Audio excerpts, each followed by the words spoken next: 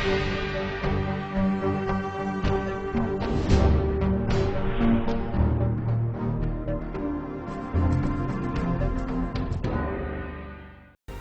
Vindhya times में आपका स्वागत है और आपके साथ मैं श्रेया हाजिर हैं आज की बुलेटिन की खबरों के साथ। पहली खबर की बात करते हैं।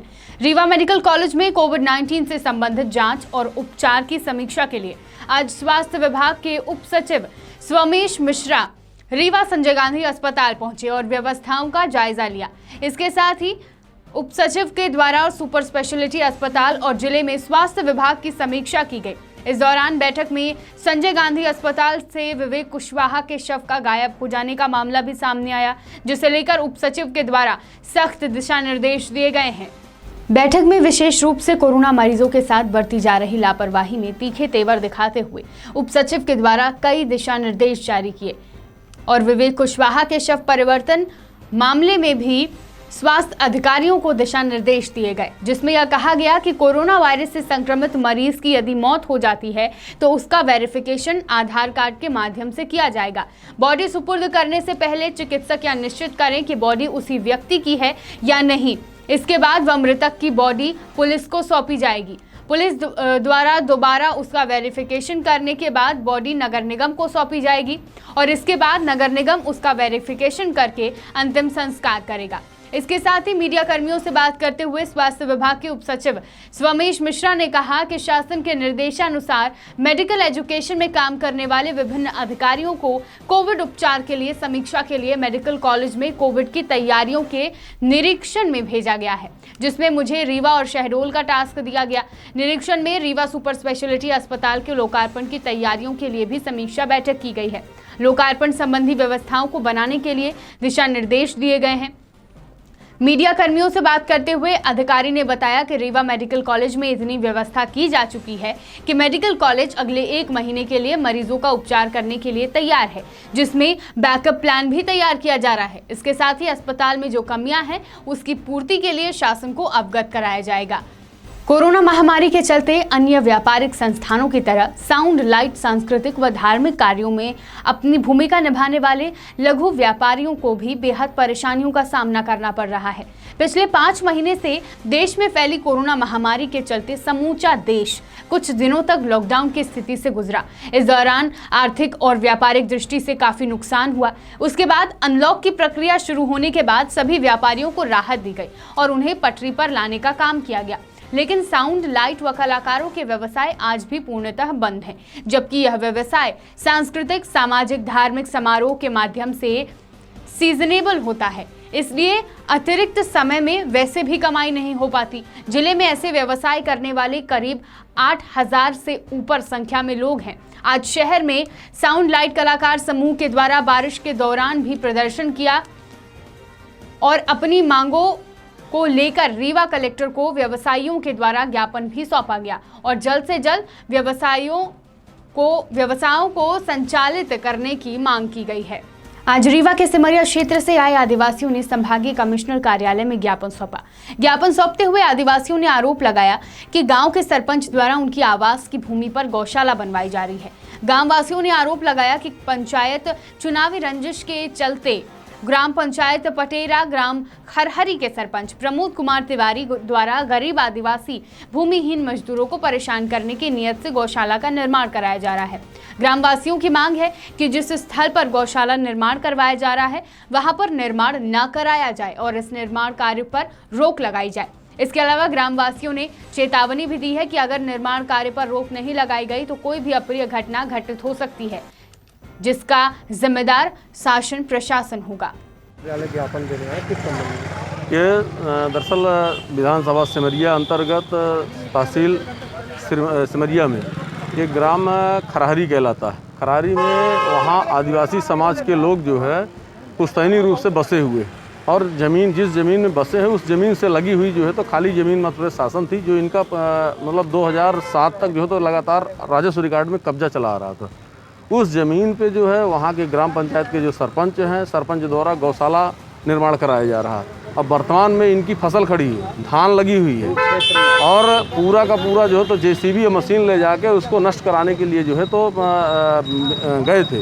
ये ग्रामीण जो वहाँ के किसान हैं उन्होंने सब विरोध किया, तब जाके वहाँ भागे। जबकि वहाँ के उससे लगी ज़मीन 8 एकड़ ज़मीन जो है वहीं जो है तो अंश रकबा जो है सरपंच जो ग्राम पंचायत खरारी के हैं उनके द्वारा व्यक्तिगत तौर पे वो और उनके परिवार के द्वारा कब्जा करके रखी गई है। उस ज़मीन पे जो है तो वो गौशाला नहीं निर्माण करा रहे हैं। इन आदिवासियों की ज़मीन पे जो है तो गौशाला निर्माण के लिए जो है प्रशासनिक अमला जो है, यहाँ तक कि तहसीलदार SDM बार बार यहाँ जाते हैं, सीमांकन करते हैं और इनको धमकाते हैं कि आप लोग जो है तो इस फसल को नष्ट करो, नहीं तो हम जो है तो तुम लोगों सबको उठा के जेल में भेज देंगे। ये वहाँ जो है तो एक आतंक का वातावरण बना के रखे हुए हैं। प्रदेश भर में चर्चित पंचायती भ्रष्टाचार के मामले को लेकर रीवा जिले में एक तरफ दोषियों के खिलाफ कार्रवाई का दौर जारी है, तो वहीं दूसरी तरफ ग्राम पंचायतों में विकास कार्य के नाम पर हुए भ्रष्टाचार को उजागर करने का प्रयास ग्रामीणों द्वारा एक्टिविस्ट शिवानंद द्विवेदी के सहयोग से प्रतिदिन किया जा रहा है। बता दें कि गंगेव जनपद के ग्राम पंचायत चौरी से एक ऐसा मामला सामने आया है जहां PCC सड़क, पुल, खेल ग्राउंड जैसे अनेकों कार्य पंचायत दर्पण और मनरेगा की वेबसाइट में ऑनलाइन दिखाया गया है, लेकिन धरातल में घटिया सामग्री का उपयोग कर कई कार्य ऐसे किए गए हैं जिसकी हालत बद से भी बदतर है। विकास कार्यों में हुई अनियमितता व सरपंच सचिव द्वारा फर्जी बिल वाउचर के माध्यम से आहरित की गई करोड़ों की राशि से आक्रोशित ग्रामीण जमकर नारेबाजी करते हुए एक्टिविस्ट शिवानंद द्विवेदी से न्याय दिलाने की गुहार लगाई। रीवा संभागायुक्त कार्यालय में आज कमिश्नर राजेश कुमार जैन के द्वारा संभाग के सभी वरिष्ठ अधिकारियों के साथ बैठक की गई।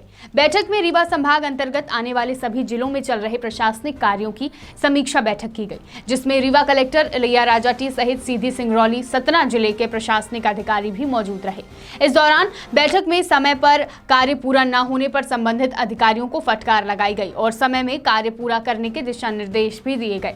साथ ही प्रशासनिक व्यवस्थाओं को दुरुस्त करने के लिए भी संभाग के सभी अधिकारियों को प्रेरित किया गया। समीक्षा बैठक में टाइम लिमिट के साथ साथ विभागीय गड़बड़ी की वजह से अटके हुए कार्य चर्चा का विषय बना रहा। संभागायुक्त द्वारा व्यवस्थाओं को कायम करने के लिए अहम दिशा निर्देश भी दिए गए। रीवा के चौराहटा कृषि उपज मंडी में आज खाद की कालाबाजारी को लेकर जिला प्रशासन को शिकायत प्राप्त हुई, जिसके बाद जिला प्रशासन ने टीम गठित कर जांच के लिए दस्ता भेजा है। जांच के दौरान टीम ने जरूरी दस्तावेज खंगाले और समिति प्रबंधक से जवाब मांगा। प्रदेश भर में किसानों को लाभ पहुंचाने को लेकर शासन और प्रशासन के द्वारा लगातार कोशिशें की जा रही हैं, जिसके अंतर्गत किसानों को तमाम सुविधाएं मुहैया कराई जा रही, परंतु अब भी किसानों को मिलने वाले लाभ पर अधिकारियों और कर्मचारियों के द्वारा डाका डाला जा रहा है। दरअसल रीवा शहर के चौराहटा कृषि उपज मंडी से जिला प्रशासन को शिकायत प्राप्त हुई कि समिति प्रबंधक के द्वारा यूरिया खाद में कालाबाजारी की जा रही है तथा यूरिया खाद को दूसरे जिलों के व्यवसायियों को दाम लेकर बेचा जा रहा है, जिसके बाद जिला प्रशासन ने शिकायत को आधार बनाकर जांच टीम का गठन किया और जांच दल मामले की पुष्टि करने मौके पर पहुंचा, जहां पर जरूरी दस्तावेज खंगालते हुए जांच टीम ने समिति प्रबंधक से जवाब मांगा। मौके पर पहुंची टीम ने कृषि उपज मंडी का निरीक्षण करते हुए वहां की समस्याओं को देखा तथा यूरिया संबंधी शिकायतों पर समिति प्रबंधक से चर्चा की। इस दौरान कुछ किसान सतना जिले से खाद लेने रीवा के चौराहटा पहुंचे थे। खाद का गोदाम है, खाद का वितरण होता है। यहाँ यूरिया नहीं है अभी तत्काल में, करैया में है, यहाँ से नहीं वितरण हो रहा। यहाँ तो कोई खाद का वितरण हो ही नहीं रहा, बंद है, सब करैया से हो रहा है। यहाँ खाद DAP, सुपर फास्फेट और NPK यहाँ रखी है। हम लोगों को कि रीवा के अलावा वो पूर्ण रूप से यहाँ गलत शिकायत है। यहाँ से कोई रात में खाद नहीं दिया है। 4 दिन से सेंटर खुले ही जब से लोग आ जा रहे हैं। कुछ किसान आए थे, हाँ, वो जैसे खुला देखे आप आए, खोल दिए, हम खोल दिए तो आ जाते हैं। उनका कहना है कि कल कुछ लोग लेके कहने के लिए तो कुछ भी हम मन से आगे खुद बोलता रहता है, हमारे सामने तो कोई नहीं बोलता। वो रामपुर से आए थे, रामपुर से तो दिखा नहीं होगा कि गोदाम खुला हुआ। नहीं तो गलत बोल रहा है ना, कोई बताए तो। 4 दिन से गोदाम नहीं खुला हमारा। हमें बताया कि गलत बताया भाई, हमारे सामने बताइए ना कौन। 4 दिन से हमारा गोदाम ये खुला ही नहीं, जब से करैया मंडी। इस बार यूरिया यहाँ आए ही नहीं, एक बोरी भी यहाँ नहीं आया। जब खाद आए ही नहीं तो यहाँ खुले ही नहीं, यहाँ कर्मचारी भी नहीं आए। आज तो आप लोग तहसीलदार साहब बुलवाए थे कि आके खोलो तो दिखाइए हमको, तब हमने खोला। कोई खाद नहीं, 4 दिन से गोदाम नहीं खुला। कार्ड हमारा ध्रुवेश्वर सिंह है, इनका राजकुमार शुक्ला। कहाँ आए हैं आप लोग? खाद लेने। कहाँ से आए हैं? रामपुर से। आपको जानकारी प्राप्त हुई थी कि यहाँ खाद यही वहाँ मिल नहीं रही थी, ये पता है कि क्या करें, तो यहाँ मिलती है तो आ गए कि शायद यहाँ मिल जाए। क्या हुआ, यहाँ मिली खाद आपको? नहीं लोग ले भी गए हैं कुछ लोग खाद ले भी गए हैं सतना और से। जानकारी नहीं हमको, यहाँ अभी बत बोले है कि यहाँ नहीं मिल रही। तो आपके सतना से जो भी खाद लेके गए होंगे उन्होंने ही आपको जानकारी दी होगी ना कि यहाँ खाद मिल रही है। हाँ ऐसे ही चर्चा चल रहा है, कोई यहाँ से ले आए हैं, रीवा से ले आए हैं, रीवा से ले आए हैं, तो मैं बोला कि शायद वहीं मिल जाए तो ले लेंगे। हाँ, आज ये चौराहटा केंद्र का गोदाम का निरीक्षण किया गया। एक सूचना प्राप्त हुई थी हम लोगों को कि यहाँ से शायद यूरिया का वितरण किया जा रहा है रात्रि काल में। यहाँ पर अभी गोदाम का निरीक्षण किया गया, जहाँ पर पाया गया कि यूरिया तो संधारित नहीं किया जा रहा है यहाँ पर। साथ में समिति प्रबंधक के द्वारा जानकारी भी दी जा रही है कि यूरिया जो भी इनको 521 टन लगभग प्राप्त हुई थी, उसका संधारण करैया मंडी में किया जा रहा है, वहीं से उसका वितरण भी किया जा रहा है। सतना रामपुर वालों को यहीं से दिया जा रहा है।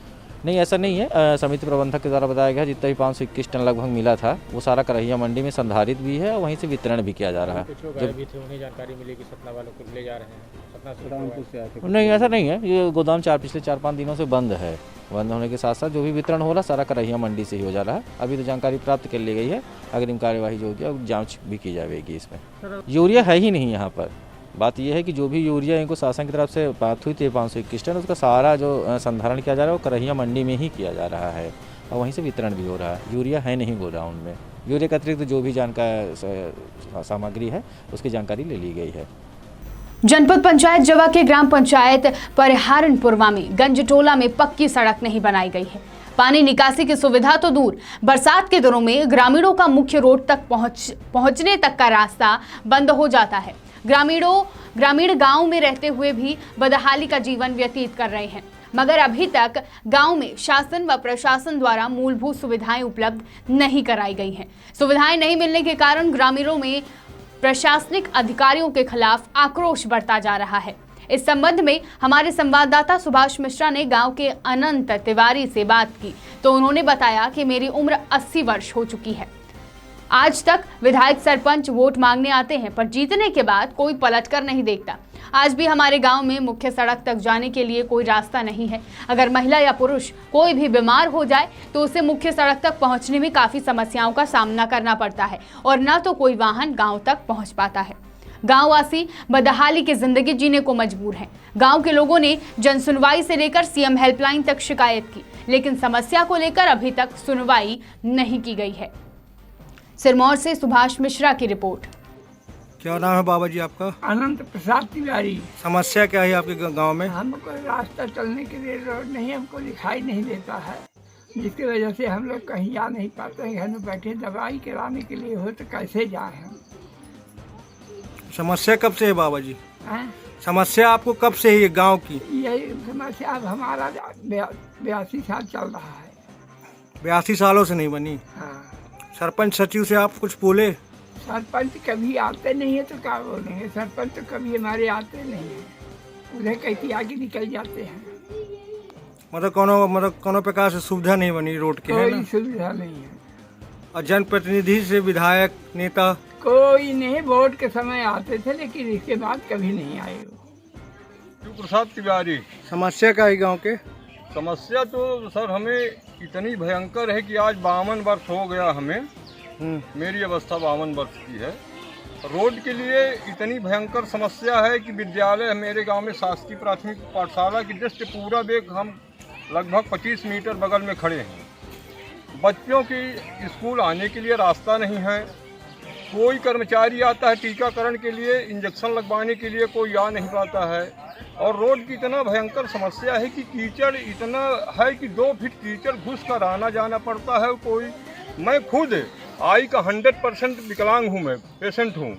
पर यदि चाहें कि कहीं दवा के लिए चले जाएं तो मेरे लिए कोई रास्ता नहीं, कोई विकल्प नहीं है। तो हम ये चाहते हैं कि हमारे गांव में रोड गैला बनवाया जाए। चुनाव के समय पर सब नेता लोग आते हैं, वोट लेते हैं, पर वोट लेने के बाद वे चले जाते हैं, दोबारा कभी 5 वर्ष तक आते नहीं हैं। ये मेरे गांव की समस्या है। लाइट की समस्या तो है ही है, जो कुछ है। सबसे मेन समस्या है कि हमारे गांव में जो रोड शायद बना दी जाए तो हो सकता है कि हमारे गांव का भविष्य उज्जवल हो सकता है। नवयुवक आने वाले बच्चे जो हैं वे पढ़ने से वंचित हैं। बुजुर्ग जो हैं, महिला हैं, डिलीवरी वाली हैं, कोई मर जाए घर के अंदर। बहुत पेशेंट ऐसे ख़त्म भी हमारे गांव में हो गए, दवा के बगैर ख़त्म हो गई, जिनका कि इलाज नहीं हो पाया सड़क के बिना। तो हम चाहते यही हैं कि आप लोगों के सबके माध्यम से हमारे गांव की जो है तो रोड बनवाई जाए। हर घर के लिए जो पट्टे के अराजी है सब ज़मीन देने के लिए तैयार हैं, उसमें एक दो लोग नहीं देना चाहते हैं, जिनको यहाँ रहना नहीं है, जिनको ज़रूरत नहीं है। कभी वे दिल्ली बॉम्बे में रहते हैं, कभी 10 दिन के लिए आएगा या कभी 5 दिन के लिए आए, तो वे कहते हैं कि मैं अपनी ज़मीन नहीं देंगे। तो इसके लिए शासन प्रशासन जो चाहे उनको मुआवजा दें, कि पब्लिक से दिलवाएं और रोड जरूर बनवाएं, ये मेरा कथन है। जहां एक और कोरोना महामारी से निपटने शासन प्रशासन का उच्च अमला प्रयासरत है कि कोरोना महामारी से संक्रमित मरीज जल्द से जल्द स्वस्थ होकर अपने घर लौट के जा सके, लेकिन पाली शासकीय स्वास्थ्य केंद्र में बने कोविड सेंटर में मरीजों की हालत ऐसी है कि संक्रमित मरीज 14 दिन आइसोलेट होने के बाद वहां से स्वस्थ होने के बजाय और कमजोर होकर निकल रहे हैं। जी हां, इस मामले को संज्ञान में लेते हुए उमरिया जिले के कलेक्टर संजीव श्रीवास्तव ने बीते दिनों पाली नगर के समस्त कोविड सेंटरों का निरीक्षण किया। सबसे पहले कलेक्टर उमरिया ने MPPGCL के स्वास्थ्य केंद्र का निरीक्षण किया, जहां पर मुख्य अभियंता संकुले को हिदायत देते हुए व्यवस्थाओं को दुरुस्त करने मौखिक आदेशित किया गया। वहीं जब पाली शासकीय अस्पताल में बनाए गए कोविड सेंटर कलेक्टर उमरिया पहुंचे तो वहां पर आइसोलेट संक्रमित मरीजों ने खिड़की से चिल्लाकर कलेक्टर संजीव श्रीवास्तव को अपनी समस्या बताई, जिसके बाद कलेक्टर के द्वारा मरीजों के पास पहुंचकर उनकी समस्याएं सुनी गई और वहीं मौके पर block medical officer doctor VK Jain को जमकर फटकार लगाई गई। संक्रमित मरीजों ने कलेक्टर को बताया कि कोविड सेंटर पर न तो किसी प्रकार की मेडिसिन दी जाती है और न ही गुणवत्तापूर्वक खाना। मरीजों ने बताया कि एक गिलास गुनगुना पानी भी नहीं उपलब्ध हो पाता है। संक्रमितों ने बताया कि आज कलेक्टर के दौरा होने के कारण यहाँ सभी डॉक्टर्स किट पहनकर खड़े हो गए हैं, लेकिन सामान्य तौर पर कोई पास तक नहीं आता है। कलेक्टर के द्वारा शिकायत मिलते ही तत्काल स्थिति सुधारने के लिए मुख्य चिकित्सा जिला स्वास्थ्य अधिकारी को आदेशित करते हुए खंड चिकित्सा अधिकारी को फटकार लगाई गई। कुछ अव्यवस्थाएं देखी हैं, अव्यवस्थाओं को दुरुस्त करने के निर्देश दे दिए। अब वो अवस्थाओं की अब शिकायत नहीं आएगी।